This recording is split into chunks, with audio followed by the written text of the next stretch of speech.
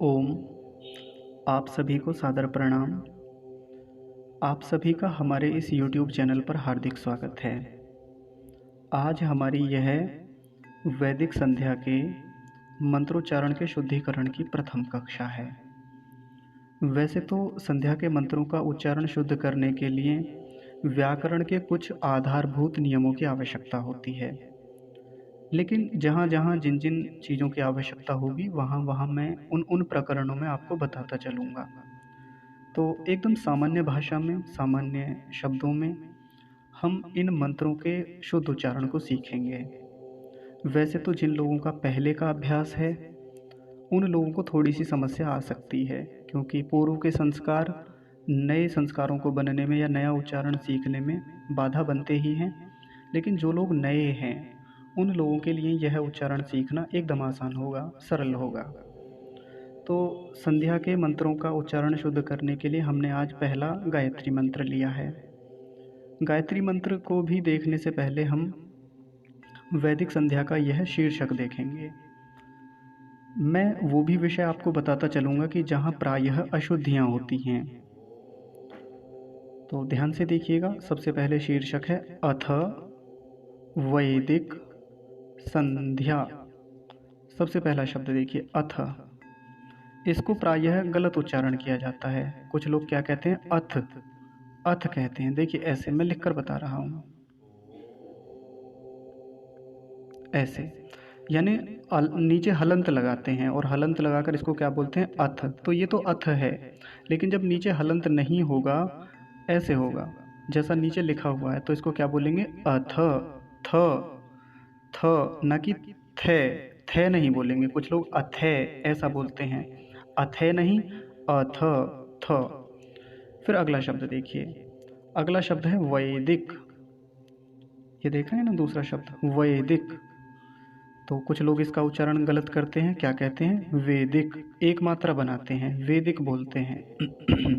तो वेदिक नहीं कहना है, वैदिक, क्योंकि वकार पर दो मात्राएं हैं, ऐ की मात्रा है, ऐ। तो क्या बोलेंगे, वैदिक, ऐसा। ठीक है जी। तीसरा शब्द देखिए, संध्या। ये तो आसान है, संध्या। तो तीनों का उच्चारण क्या हो गया, अथ वैदिक संध्या। ठीक है, आगे चलते हैं।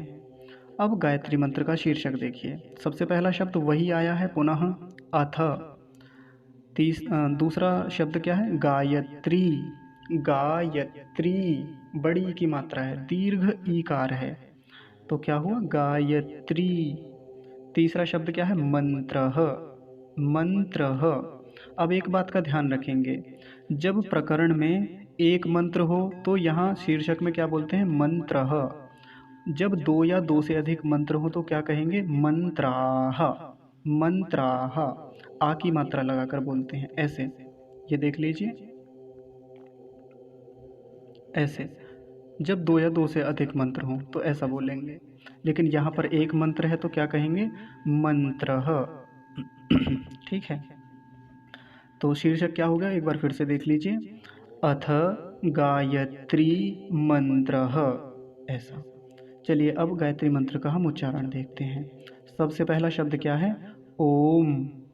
ओम। तो इसमें बीच में जो तीन बना हुआ है, ये प्लुत है।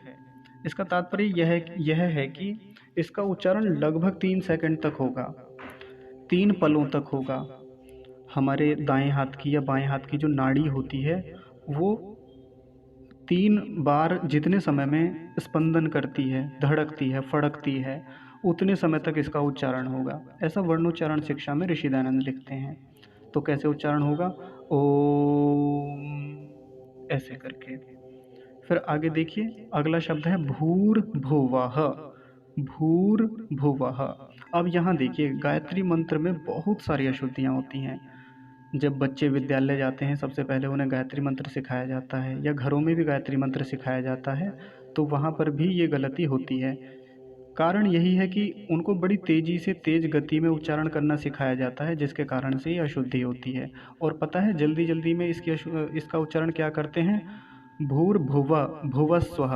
भूर्भुवस्वः, यानी ये जो बीच में यहाँ जो आप ये विसर्ग देख रहे हैं भुवः में, इसको भूल जाते हैं। तो एक बार मैं अलग अलग करके लिख रहा हूँ, देख लीजिए। भूर, ये रेफ जो है आधा है, ये र को रेफ कहते हैं। ये र आधा है जो ऊपर बना हुआ है, ऊपर भूर। फिर अगला शब्द क्या है, भुवः, ऐसे। तो भुवः में जो ये विसर्ग है, ये लगभग आधे ह जैसी ध्वनि देगा, आधे ह के जैसी। तो क्या बनेगा, भूर भुवः। अब भुवः को पूरा बोलना है, नहीं तो गलती यही होती थी, भूर भुवा, भुवा जैसे बोल के निकल जाते थे, वैसा नहीं बोलेंगे। तो क्या हो गया, भूर भुवः। तीसरा शब्द देखिए ये वाला, स्वः। स्वः तो आसान है, स्वः। अब कुछ लोग स्वाहा कह देते हैं, स्वाहा, वैसा स्वाहा नहीं कहना है जैसा आहुति लगाते समय स्वाहा बोलते हैं। क्या है, स्वः, ऐसा। फिर आगे देखिए ये शब्द, तत्सवितुर्वरेण्यम। अब यहाँ भी एक गलती बच्चे करते हैं, बच्चे क्या बड़े भी करते हैं जब उनका अभ्यास वैसा हो जाता है। क्या कहते हैं, तस्यवि, तस्य, तस्य कह देते हैं, तस्य नहीं है, तत्। देखिए मैं लिखकर बता रहा हूँ, तत् सवितुर, सवितुर को अलग करेंगे ऐसे, सवितुर। और एक शब्द क्या है, वरेण्यम। देखिए मैं यहाँ लिखता हूँ, तो यहाँ तस्य नहीं कहना है, क्या लिखा हुआ है, तत्। और अगला शब्द क्या है, सवितुर। सवितुर, वो वरेण्यम में जो वा के ऊपर जो रेफ बना हुआ है, र जो मात्रा चढ़ी हुई है, वो ये रेफ आधा होता है, ये जो मैंने यहाँ बनाया है ये वाला, तत्सवितुर। और ये क्या है, वरेण्यम, वरेण्यम। अब यहाँ ध्यान से देखिए, यहाँ णकार है, ये ण, ण होता है ना गणित में जो बनता है, ये वाला, ये आधा बना हुआ है, वरेण्यम। अब यहाँ एक गलती होती है, वो गलती क्या होती है, वरेण्यम कहते हैं कुछ लोग इसे, वरेण्यम। न थोड़ी है यहाँ पर, न का उच्चारण नहीं करेंगे, क्या बोला जाएगा, वरेण्यम, वरेण्यम। ठीक है जी। तो ये हुआ पूरे शब्द का, एक बार फिर से उच्चारण देख लीजिए, क्या हुआ, तत्सवितुर वरेण्यम। अगर आपको उच्चारण एक बार में नहीं आता है तो जैसे जैसे मैंने तोड़कर बताया है, विग्रह करके बताया है, आप वैसे ही इसका उच्चारण देख सकते हैं, तत्सवितुर वरेण्यम। अगला शब्द देखिए, भर्गो। ये तो आसान शब्द है, भर्गो, इसमें कोई कठिनाई नहीं है। अगला शब्द, देवस्य, देवस्य। तो इसमें इस वर्ण को देखेंगे, ये है सकार, दंतीय सकार, और वो भी कैसा है, आधा, देवस्य। अब कुछ लोगों को जिनको तालव्य शकार बोलने की आदत होती है, वो देखिए ये वाला बनाते हैं, श, ये वाला, जैसे बंगाली लोग लगाते हैं, उनके उच्चारण में प्रायः इस वर्ण का अधिक उपयोग होता है। तो कुछ लोग क्या कहते हैं, देवस्य, श्य, ऐसा नहीं कहेंगे, क्या है, देवस्य, देवस्य, स, दंत्य सकार, दांतों से वायु बाहर आता है, दांतों के माध्यम से। ठीक है, तो ये इसका उच्चारण क्या हो गया, देवस्य। अगला शब्द देखेंगे, अगला शब्द क्या है, धीमहि। ये देखिए ये वाला शब्द, धीमहि। इसमें दो काम की बातें हैं। सबसे पहली क्या है, ये देखिए धकार, ध पर कैसी मात्रा है, बड़ी ई की मात्रा, दीर्घ ईकार। और हकार पर कैसी मात्रा है, ह्रस्व इकार, छोटी ई की मात्रा। तो जो बड़ी ई की मात्रा होती है उसको अधिक समय दिया जाता है बोलने में, लंबा खींचा जाता है। और जो ह्रस्व इकार होता है, छोटी ई की मात्रा होती है, उसको शीघ्रता से बोला जाता है। तो कैसे उच्चारण करेंगे, धीमहि, धीमहि, ऐसा। ठीक है, बस यही ध्यान रखना है। अगला शब्द क्या है, धियो। यहाँ धियो में भी धकार पर कैसी मात्रा है, छोटी ई की मात्रा, ह्रस्व इकार, छोटी ई की मात्रा को ह्रस्व इकार बोलते हैं। तो क्या हो गया, धियो। नहीं तो कुछ लोग इसको पता है कैसे बोलते हैं, धियो यो नह, धियो, ऐसा लंबा खींचते हैं इस मात्रा को, लंबा नहीं खींचेंगे, छोटी ई की मात्रा है तो इसको शीघ्रता से बोला जाएगा, धियो। फिर अगला शब्द देखिए, यो तो आसान है, नह। अब नह में पीछे विसर्ग लगा हुआ है, ये देखिए ऐसे, नह। अब जल्दी जल्दी बोल के कई बार इसका उच्चारण भी नहीं होता विसर्ग का, तो ऐसा नहीं करेंगे, इस विसर्ग का भी उच्चारण हमें करना है। क्या हो गया, धियो यो नह। अंतिम शब्द बचता है, अंतिम शब्द क्या है, प्रचोदयात, प्रचोदयात। अब देखिए गलती प्रायः कहाँ होती है,